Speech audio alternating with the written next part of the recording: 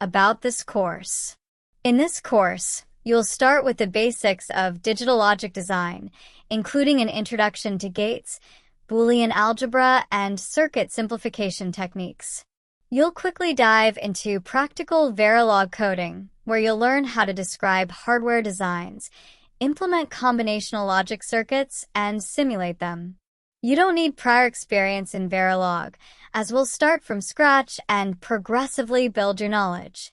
Next, you'll explore the design of sequential circuits, focusing on components like flip-flops, latches, and counters. We'll explain how these elements store and process data, allowing you to design systems that operate in real time. You will also work on coding complex components such as finite state machines, mastering how to manage state transitions, and logic using Verilog. By the end of the course, you will be capable of designing entire digital systems. You'll combine various modules, such as arithmetic units and control logic, to build more advanced systems like processors and multipliers.